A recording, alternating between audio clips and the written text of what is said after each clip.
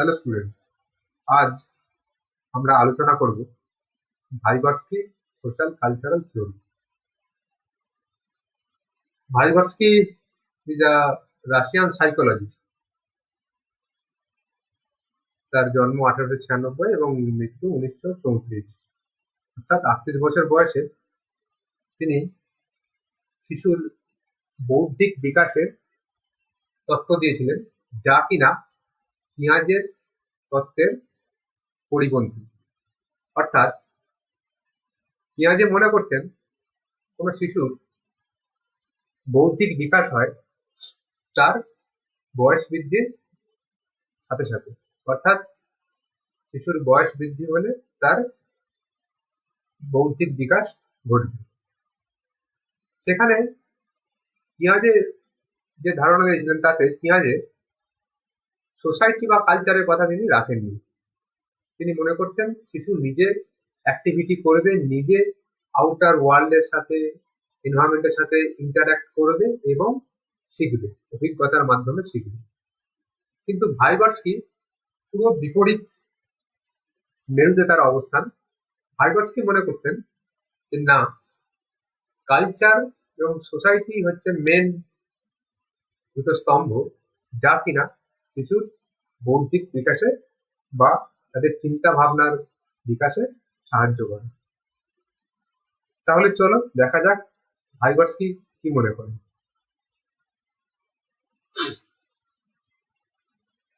প্রথমেই বললাম যে ভাইগটস্কি থিওরি পিঁয়াজের থিওরির ঠিক পরিপন্থী, ঠিক অপোজিট। পিঁয়াজে মনে করতেন যে বৌদ্ধিক বিকাশ হবে, তারপরে শিশুর শিখন হবে। কিন্তু ভাইগটস্কি মনে করতেন যে শিখন আগে সম্পন্ন হবে, তারপরেই হবে শিশুর বৌদ্ধিক বিকাশ। শিখন কোত্থেকে হবে? শিখন হবে সোসাইটি থেকে, কালচার থেকে, অর্থাৎ সমাজ এবং সংস্কৃতি থেকে শিশু শিখবে এবং তার ফলে হবে তার জ্ঞানমূলক বিকাশ। যদিও দেখা গেছে এই তত্ত্ব সর্বতভাবে ঠিক না, অর্থাৎ বিকাশ এবং শিখন একই সাথে চলতে থাকে, কন্টিনিউয়াস প্রসেস। কখনো এটা হতে পারে না যে আগে বিকাশ হলো তারপর শিখন হলো, তা না, শিখন এবং বিকাশ একই সাথে চলতে থাকে। যাই হোক, ভাইগটস্কি প্রেফার করতেন কোঅপারেটিভ এবং কোলাবোরেটিভ ডায়ালগ, এবং শিশু যে শিখন লাভ করবে তা হবে আদান প্রদানের মাধ্যমে। আদান প্রদান কিসের? ভাবের আদান প্রদান, ইনফরমেশনের আদান প্রদান। কার সাথে? পিয়ার গ্রুপের সাথে, বা কালচারের বা কোনো সমাজের মানুষের সাথে ভাবনা চিন্তার আদান প্রদানের মাধ্যমে হবে। অর্থাৎ cognitive development is a limited to a certain range at any given age.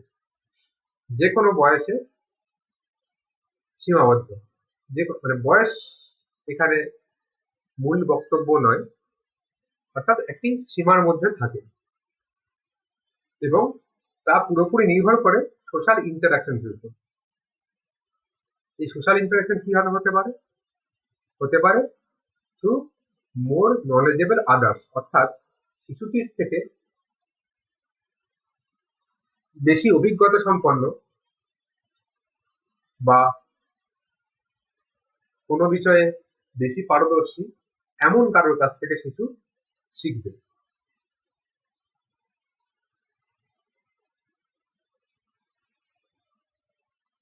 Vygotsky জ্ঞানমূলক বিকাশের কয়েকটি কারণ বর্ণনা করেছেন।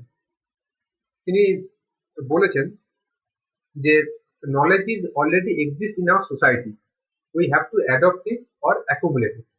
অর্থাৎ জ্ঞান আমাদের সোসাইটি এবং কালচারের মধ্যেই রয়েছে, এটা আমাদেরকে খুঁজে নিতে হবে, নিজের মধ্যে আত্মস্থ করতে হবে।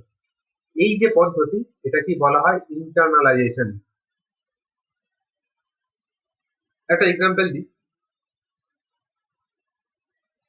যখন আমরা হাটে বা বাজারে যাই, সবজি কিনি, কোনো সবজি কি ভালো, কোনটা ভালো বা কোনটা খারাপ, কোনটা সতেজ, তা আমরা দেখেই চিনতে পারি। এটা কিভাবে চিনেছি? আমাদের গুরুজনদের কাছ থেকে বা আমাদের পূর্বপুরুষের কাছ থেকে বা আমার বয়োজ্যেষ্ঠের কাছ থেকে আমি দেখে শিখেছি। সেই যে শিক্ষাটা লাভ হয়েছে, সেই শিক্ষাটাই হচ্ছে সোশ্যাল ইন্টারাকশন। সোশ্যাল ইন্টারাকশন কার সাথে হয়েছে? আমার বয়োজ্যেষ্ঠের সাথে হয়েছে, আমার পূর্বপুরুষের সাথে হয়েছে, আমার থেকে যে বেশি জানে তার সাথে থেকে হয়েছে, তার কাছ থেকে দেখে শিখে হয়েছে। এরকম হাজারো অনেক কাজ আছে যা আমরা করি ঠিকই, কিন্তু আমরা শিখেছি আমি অন্য কারো কাছ থেকে। নিজে অ্যাক্টিভিটি বা নিজের কিছু করার মধ্যে থেকে না, আমি কেবল অন্যের অভিজ্ঞতা থেকে আমি কেবল শিখেছি। তো যে ভৌতিক বিকাশের যে কারণ, সেই কারণ উনি তিনটে কারণ আইডেন্টিফাই করেছেন। প্রথম কারণ হচ্ছে কালচার, দ্বিতীয় সোসাইটি। উনি বলেছেন চিলড্রেন কনস্ট্রাক্ট দেয়ার নলেজ, শিশুরা নিজেদের জ্ঞান নিজেরাই কনস্ট্রাক্ট করে নেয়। and development cannot be separated from its social context, অর্থাৎ যে জ্ঞানমূলক বিকাশ হবে সেটা কখনোই সমাজের থেকে বিচ্যুত হয় না, সমাজের মধ্যে থেকেই হবে। লার্নিং ইজ মেডিয়েটেড, লার্নিং কারো মাধ্যমে হবে, কেউ আমায় শেখাবে বা কারোর অভিজ্ঞতা থেকে আমি শিখবো। and knowledge can be transferred by more knowledgeable intellect person known as more knowledgeable others, যেটা আমি আগেই আলোচনা করলাম। যেমন সবজি কেনার কথা বললাম, বা জামা কাপড় পরা, কোন জামা কিভাবে পরতে হবে, জুতোর ফিতে কিভাবে বাঁধতে হবে, এগুলো কিন্তু আমরা শিখেছি বয়োজ্যেষ্ঠদের কাছ থেকে, মায়ের কাছ থেকে কিংবা বাবার কাছ থেকে। তো তারপরের point, internalization is associated with thinking, whereas thinking associated with culture and society. আমাদের যে আত্মস্থ করা, যে জ্ঞানের যে আত্মস্থ করা, সেটা আমাদের চিন্তার সঙ্গে জড়িত। এখানে চিন্তা বা আমাদের ভাবনা চিন্তা আসে আমাদের সোসাইটি বা কালচার বা সমাজ থেকে। অর্থাৎ একজন শিশুর শিখন সম্পন্ন হয় তখনই যখন সে কালচারের সঙ্গে, সেই কালচারের ভ্যালু, মূল্যবোধ, বিশ্বাস, ট্র্যাডিশন এদের সাথে ইন্টারাক্ট করে, কনফ্রন্ট করে। এবং এছাড়াও শেখে টিচার, প্যারেন্টস, পিয়ার গ্রুপ তারা নিজের বন্ধু বান্ধব, এদের কাছ থেকে নিজেদের মধ্যে মেলামেশার মাধ্যমে, ভাবের আদান প্রদান, তথ্যের আদান প্রদান, আইডিয়ার আদান প্রদানের মাধ্যমে তারা শেখে। এছাড়াও ভাষার একটা গুরুত্বপূর্ণ রোল আছে, যেটা আমি 3 নম্বর পয়েন্টে বলছি। 3 নম্বর, হাইবার্স মনে করেন আরেকটি কারণ হলো language. Language plays a central role in cognitive development, অর্থাৎ ভাষা একটা খুব গুরুত্বপূর্ণ ভূমিকা পালন করে জ্ঞানমূলক বিকাশের ক্ষেত্রে। কারণ ভাষা হলো ইজ আ মিডিয়াম, ভাষা হলো একটা টুল to communicate with others, to communicate, to share ideas with others. এবং সোসাইটি বা কালচার থেকে কোনো কিছু শিখতে গেলেও আমার ভাষার মাধ্যমে আমরা শিখতে পারি। একটা এক্সাম্পল দিতে পারি, এক্ষেত্রে দেওয়া যেতে পারে যে আমরা পড়ছি সাইকোলজি, জিন পিঁয়াজের তত্ত্ব আমরা দেখেছি বা ভাইগটস্কির তত্ত্ব আমরা দেখেছি। তো ভাইগটস্কি বেসিক্যালি রাশিয়ান সাইকোলজিস্ট, উনি ওনার তত্ত্ব দিয়েছেন।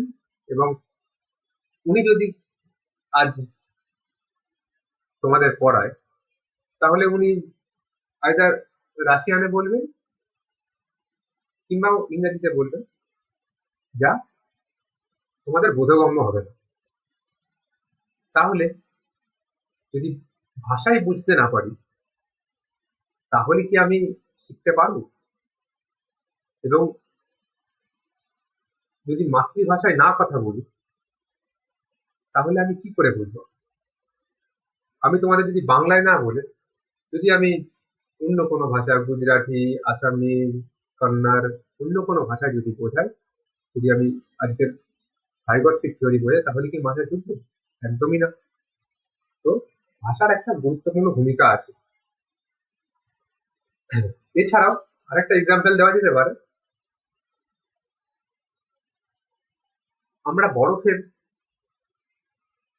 ইংরাজি কি জানি? এক আইস, আইস মানে বরফ, আর বলা যেতে পারে স্নো, স্নো মানে বরফ। এছাড়া যদি বলি আর বরফের ইংরাজি কি হবে, আমরা কিন্তু ভেবে চিন্তে বলতে পারবো না। হয়তো ডিকশনারি দেখলে আর দুই একটা বরফের ইংরাজি বের করা যেতে পারে। কিন্তু কিন্তু তোমরা হয়তো শুনে থাকবে এস্কিমো, যারা বরফের মধ্যে বাড়ি বানিয়ে বাস করে, তারা এক একটা সিজনের বরফের স্ট্রাকচার, বরফের মেল্টিং পয়েন্ট মানে গলনাঙ্ক বা বরফের গঠন দেখে এক একটা বরফকে এক এক রকম ভাবে তারা নামকরণ করেছে। তারা সেটা তাদের কালচারের মধ্যেই আছে, তাদের সংস্কৃতির মধ্যেই আছে।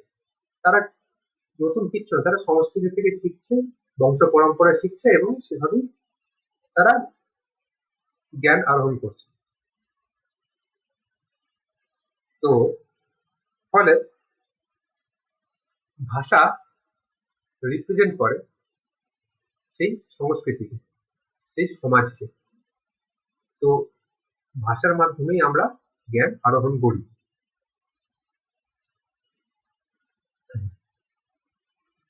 এবার দেখি পিঁয়াজে আর ভাইগটসকি কি বলছে। 2 থেকে 7 বছর বয়সী, তোমরা অনেকে হয়তো খেয়াল করে থাকবে, 2 থেকে 7 বছর বয়সী শিশুরা নিজেদের মধ্যে কথা বলে, নিজেদের মধ্যে কিছু বলে, ছড়া বলে, গুনগুন করে, গান গায়। তো এই যে ঘটনাটা, দুজন সাইকোলজিস্ট পিঁয়াজে এবং ভাইগটসকি নিজের মতো করে ব্যাখ্যা করেছে। পিঁয়াজে কি বলেছেন? পিঁয়াজে বলেছেন খুব কম বয়সে, 2 থেকে 3 বছর বয়সে যে ধরনের ভাষা প্রয়োগ করে শিশু, সেটা হচ্ছে ইগোসেন্ট্রিক স্পিচ। নিজেদের মধ্যে গুনগুন গুনগুন করে করে। এর ফলে কি হয়? ফলে তারা ইন্টারাক্ট করে না, নিজের মধ্যে হ্যাপি থাকে। তারা অন্যের মতামত নেওয়ার ইচ্ছে প্রকাশ করে না, সে নিজের মধ্যে খুশি থাকে। পিঁয়াজে এই যে ইগোসেন্ট্রিক স্পিচকে লেস ইউজফুল মনে করতেন, কম প্রয়োজন আমাদের জ্ঞানমূলক বিকাশের ক্ষেত্রে। এমনিতেই পিঁয়াজে জ্ঞানমূলক বিকাশের ক্ষেত্রে ল্যাঙ্গুয়েজ বা ভাষাকে কম গুরুত্ব দিয়েছেন, তার মধ্যে ইগোসেন্ট্রিক স্পিচকে তো খুবই কম গুরুত্ব দিয়েছে। এরপর বাচ্চা যখন একটু বড় হয়ে যায়, তখন তারা প্লে স্কুলে যায়। প্লে স্কুলে গিয়ে অনেকগুলো অনেক শিশু একসাথে নিজেদের মধ্যে তথ্যের আদান প্রদান, ভাবের আদান প্রদান, ভাষার আদান প্রদান করে। এই যে ঘটনাটা, এটাকে বলা হয় collective monologue. Collective monologue is collection of egocentric speech. অর্থাৎ কিছুদিন আগে অব্দি যে শিশুটি নিজের মধ্যে কথা বলতো, সেই কথাই এখন সে প্লে স্কুলে গিয়ে বাকি সবার সাথে করছে। পিয়াজি কিন্তু এটাকে তুলনামূলক বেশি গুরুত্ব দিয়েছে, যে প্লে স্কুলে গিয়ে তার নিজের ভাবের আদান প্রদান ঘটছে। ইগোসেন্ট্রিক স্পিচ একটা অন্য রূপে কালেকটিভ মনোলগ আকারে এখানে উপস্থাপিত হচ্ছে। যখন শিশুটা আরেকটু বড় হয়ে গেল, তখন সেই কালেকটিভ মনোলগ রূপান্তরিত হয় সোশ্যাল স্পিচে। এটা আরো বেশি গুরুত্ব দেন জিন পিয়াজে। এবং জিন পিয়াজে মনে করেন thinking followed by language development. অর্থাৎ চিন্তা ভাবনা বা চিন্তা শক্তির জাগরণ আগে হয়, তারপরে হয় ভাষার গঠন বা ল্যাঙ্গুয়েজ ডেভেলপমেন্ট। এর ঠিক ভিন্ন মত পোষণ করেন ভাইগটস্কি। ভাইগটস্কি বলেন যে কম বয়সের শিশুরা প্রাইভেট স্পিচ ইউজ করে, ব্যবহার করে, যেখানে তাদের ভাবনা চিন্তার রেগুলেশন হয়ে থাকে, বিহেভিয়ার রেগুলেশন হয়ে থাকে, কোনো কিছুর সমস্যার সমাধান করতে পারে। কিরকম? একজন শিশু, সে নিজের মতো গুনগুন করে গান গাইছে, বা কোনো কিছু কাজ কোনো কিছু কারোর অনুকরণে সম্পন্ন করতে চাইছে। ছোট উদাহরণ দিই, এই বয়সে শিশুরা কার্টুন খুব পছন্দ করে। কার্টুনে তাদের ফেভারিট ক্যারেক্টার থাকে, সে পোগোমন হতে পারে বা মোটু পাতলু হতে পারে বা অন্য কিছু, টম এন্ড জেরি হতে পারে। তো শিশুরা যে কাজ করে সেই কাজটা তাদের মতো করে করতে চেষ্টা করে। দৌড়ালে তাদের মতো করে দৌড়ায়, খেললেও তাদের মতো করে খেলে, কথা বললেও তাদের মতো করে বলতে চেষ্টা করে। এই জিনিসটাকে প্রাইভেট স্পিচ নামকরণ করেন ভাইগটস্কি। তো ভাইগটস্কি এটা খুব গুরুত্ব দেয় যে প্রাইভেট স্পিচের খুবই প্রয়োজন আছে। অর্থাৎ থিঙ্কিং ডেভেলপমেন্ট করতে গেলে প্রাইভেট স্পিচ খুবই ইউজফুল একটা কম্পোনেন্ট। এবং প্রাইভেট স্পিচ যেমন শিশুটি আরেকটু বড় হয়, private speech enter into human mind. তখন শিশু যেহেতু বড় হয়ে যায়, তখন কিন্তু নিজের এই ভাবনা চিন্তাগুলো যেগুলো কিছুদিন আগে অব্দি সে এক্সপোজ করতো, বাইরে দেখাতো বা শেয়ার করতো, সেটা কিন্তু আর করে না, সেটা চলে যায় ইনার স্পিচ হয়ে। এবং সে ইনার স্পিচ কেই ইউজ করে প্রবলেম সলভিং এর জন্য বা নিজের বিহেভিয়ার রেগুলেটিং এর জন্য, নিজের আচার আচরণের পরিবর্তনের জন্য বা মডিফিকেশনের জন্য। তখন এই যে আগের যে স্পিচ, সেই স্পিচটাকে ব্যবহার করে থাকে। আরো ভাইগটস্কি দেখিয়েছেন যে জন্মের সময় ভাষা আর চিন্তা এই দুটো সেপারেট থাকে। অর্থাৎ শিশুটির ভাবনা চিন্তা আছে কিন্তু ভাষা নেই, অর্থাৎ ভাষা আর চিন্তার মধ্যে কোনো মিল নেই। যখনই 1 থেকে 1.5 বছর বয়স হয়, তখন ল্যাঙ্গুয়েজ এবং থিঙ্কিং কাছাকাছি আছে। এবং যত বয়স বাড়তে থাকে, একে উপরের উপর ল্যাঙ্গুয়েজ ভাবনার সঙ্গে ভাষার মেলবন্ধন ঘটতে থাকে। এবং 3 বছর যখন হয়ে যায়, তখন কিন্তু পুরোপুরি ভাষা এবং চিন্তা পুরোপুরি সাথে সিমিলার ভাবে, একইভাবে উপস্থাপিত হয়। অর্থাৎ জন্মের সময় ভাষা আলাদা, ভাবনা চিন্তা আলাদা। এবং যত কাছে আসছে, যত বয়স বাড়ছে, তারা একে অপরের কাছে আসছে এবং একে অপরের উপর আপতিত হচ্ছে এবং ল্যাঙ্গুয়েজ আর থিঙ্কিং একইভাবে প্রকাশিত হচ্ছে। তো পিঁয়াজে দুটি কনসেপ্ট খুব গুরুত্বপূর্ণ ধারণা পোষণ করেছে, সেটি এবার আলোচনা করব। সেটি হচ্ছে zone of proximal development. Zone of proximal development, ZPT. সেটা কি? ধরলাম একটি শিশু ক্লাস 8-এ পড়ে, সে তার নিজস্ব ভাবনা চিন্তা আছে, বাই বার্থ তার নিজস্ব কিছু ভাবনা চিন্তা থাকে এবং আস্তে আস্তে যত বয়স বাড়তে থাকে, ভাবনা চিন্তা তার পরিণতি ঘটতে থাকে। ধরলাম সেই ক্লাস 8-এর শিশুটিকে যদি আমি একটা যোগের অঙ্ক দিই, যদি বলি যে 4-এর সঙ্গে 5 যোগ করলে কত হবে, সে কিন্তু খুব সহজেই বলে দেবে। এই যে জোনটা দেখতে পাচ্ছ, এই জোনটার মধ্যে তার মানে এই অঙ্কটি আছে। অর্থাৎ what I can learn on my own. অর্থাৎ এখানে সে নিজেই নিজের সমস্যাটা সমাধান করতে পারছে। যদি এর থেকে আরেকটু শক্ত অঙ্ক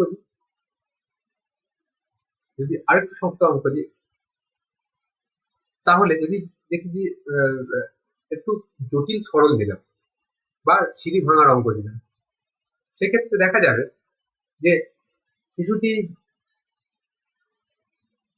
চেষ্টা করছে, হচ্ছে না, কিন্তু কোনোভাবে যদি একটু সাপোর্ট করা যায়, সে কিন্তু করে ফেলতে পারছে। অর্থাৎ কোনো সাপোর্ট বা সাহায্য বা কোনো হেল্প বা কোনো অ্যাসিস্ট্যান্স পেলে সে কিন্তু অঙ্কটি খুব সহজেই করে ফেলতে পারছে। এই যে অ্যাসিস্ট্যান্স, বা সাহায্য বা হেল্প কার কাছ থেকে পাচ্ছে?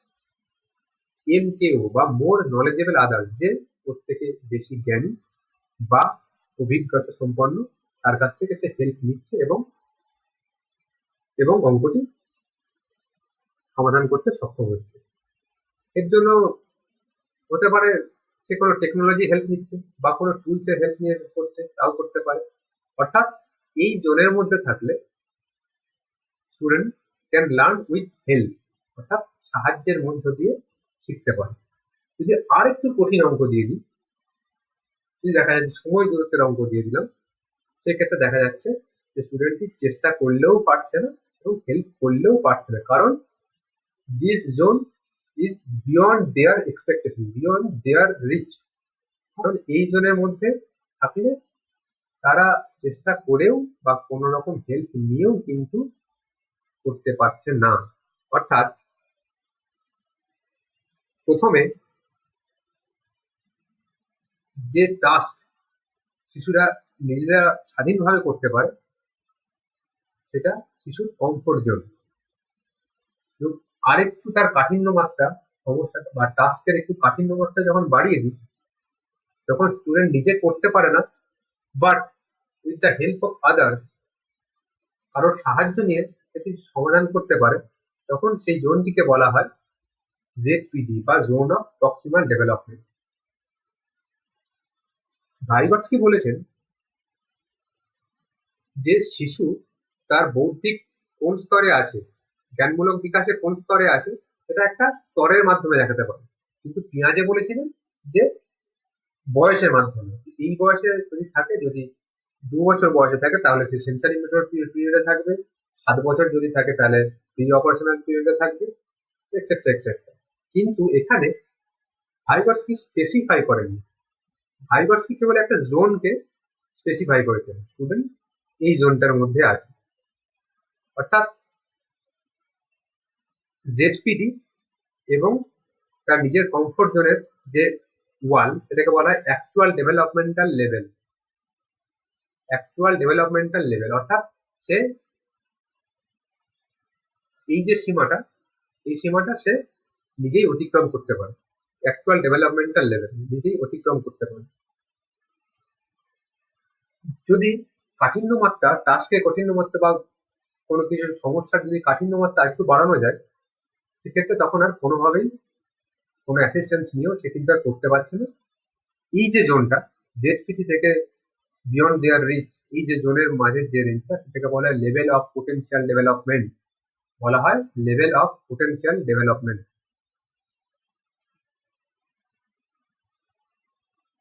তাহলে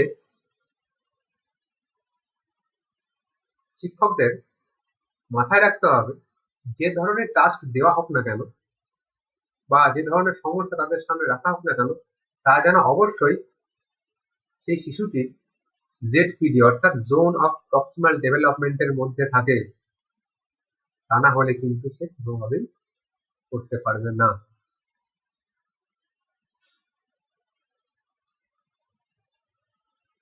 দ্বিতীয় যে কনসেপ্টটি, যদিও এই কনসেপ্টটি ভাইগটস্কি দেননি, দিয়েছেন উড, ব্রুনার এবং রস, দিয়েছেন 1976 সালে, সেটি হচ্ছে স্ক্যাফোল্ডিং।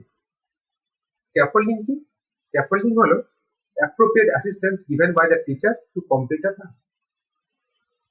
কোন রকম সাহায্য একজন শিক্ষকের দ্বারা দেওয়াই হলো স্ক্যাফোল্ডিং। Scaffolding requires that an instructor shows example how to solve a problem. এক্ষেত্রে টিচার বা কোনো অভিজ্ঞ ব্যক্তি কিভাবে সমস্যার সমাধান করতে হবে তার একটা এক্সাম্পল দিয়ে বোঝাতে পারেন, বা এমনও করতে পারেন step by step expanding their knowledge without excessive frustration. তাদের ফ্রাস্ট্রেশনটা কমিয়ে স্টেপ বাই স্টেপ কোনো সমস্যাকে ধাপে ধাপে যদি উপস্থাপিত করা যায়, তাহলে তাদের মধ্যে ভীতিটাও কমে এবং খুব সহজেই করতে পারে। তাহলে এই যে স্ক্যাফোল্ডিং, এই স্ক্যাফোল্ডিং এর স্ট্র্যাটেজি কি কি? স্ট্র্যাটেজি হচ্ছে motivate students interest into the given task. যে কাজটি বা যে সমস্যাটি তাদের সামনে দেওয়া হোক না কেন, তাদেরকে উদ্বুদ্ধ করতে হবে, মোটিভেট করতে হবে এবং তাদের ইন্টারেস্টকে জাগ্রত করতে হবে, তবেই গিয়ে শিশুটি উদ্বুদ্ধ হয়ে সে সমস্যার সমাধানের চেষ্টা করবে। বা এমনও করা যেতে পারে break the task into manageable step, অর্থাৎ সমস্যাটিকে অনেকগুলি ধাপে ধাপে ধাপে ধাপে যদি বিভক্ত করে দিতে পারি তাহলে সেক্ষেত্রে তাদের পক্ষে সুবিধা হবে সেই সমস্যাটি সমাধান করার জন্য। Then provide some direction to keep the students focus. যদি দেখা যায় শিশুটি কোনো সমস্যা হচ্ছে, তাহলে আমরা বা শিক্ষকরা একটা ডিরেকশন দিতে পারেন যে এইভাবে ভেবে দেখতে পারো বা এভাবে এটা এইভাবে করে দেখতে পারো, সেক্ষেত্রেও সুবিধা হতে পারে। বা যদি কোনো মডেল বা অন্য কিছুর সাহায্যে বা কোনো অ্যাক্টিভিটির মাধ্যমে যদি করা যায় সেটাও করা যেতে পারে। এখানে একটা ছবি দেখিয়েছি, এখানে ছবিতে দেওয়া আছে স্ক্যাফোল্ডিং এর একটা ছবি দেওয়া আছে। স্ক্যাফোল্ডিং কারা দিতে পারে? এমকেও, মোর নলেজেবল আদার্স। মোর নলেজেবল আদার্স কে হতে পারে? এখানে হতে পারে পিয়ার গ্রুপও হতে পারে, যে যে বিষয় বেশি জানে সেই এখানে এমকেও বা মোর নলেজেবল আদার্স, বা হতে পারে টিচার, হতে পারে প্যারেন্ট, বা হতে পারে অন্য কোনো অভিজ্ঞ ব্যক্তি। 3 নম্বর যে ধারণা দেন সেটি হচ্ছে রেসিপ্রোকাল টিচিং। আচ্ছা, রেসিপ্রোকাল টিচিং কি? A highly successful teaching method, it provides an environment of open dialogue between student and teacher, which goes beyond a simple question and answer session. অর্থাৎ এখানে এতদিন আমরা কি জানতাম যে শিক্ষক ইনস্ট্রাকশন দিচ্ছেন, শিক্ষক বলছেন, শিক্ষার্থী বা শিশুটি শুনছে বা ছাত্রটি শুনছে। এক্ষেত্রে উল্টোটা হতে পারে, অর্থাৎ শিশুটি বলছে, শিক্ষক শিখছেন, অর্থাৎ একটা ওপেন ডিসকাশন বা একটা মুক্ত আলোচনার একটা পরিবেশ রয়েছে, যেখানে শুধু শিক্ষকই ইনস্ট্রাকশন দিচ্ছেন তা না, বা কোনো কিছু ওয়ে আউট বা সমাধান দিচ্ছেন তা না। এক্ষেত্রে এমনও হতে পারে শিশুটিও সমাধানের পথ বের করছেন, যা হয়তো শিক্ষকের পক্ষে সম্ভব না, বা শিক্ষক সেখান থেকে শিখছে। এখানে একটা ছোট্ট ছবি দেখলেই বোঝা যাবে।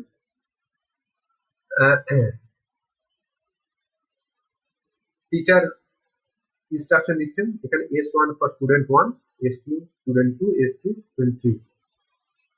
তাদের মধ্যে স্টুডেন্টরা নিজেদের মধ্যে শিখতে পারে, নিজেদের মধ্যে তথ্যের আদান প্রদানের মাধ্যমে শিখন সম্পূর্ণ করতে পারে। সেটাকে বলা হয়, এই যে ঘটনা সেটাকে বলে পিয়ার টিউটরিং, পরে আমি আরো বলবো। এছাড়া টিচার তো দেখতেই পারেন ইনস্ট্রাকশন, বা এটা হতে পারে স্টুডেন্টের কাছ থেকে টিচার শিখছে। এই যে ব্যাপারটা, এটাই আমরা বলছি রেসিপ্রোকাল টিচিং। তাহলে রেসিপ্রোকাল টিচিং এর কি থাকতে পারে?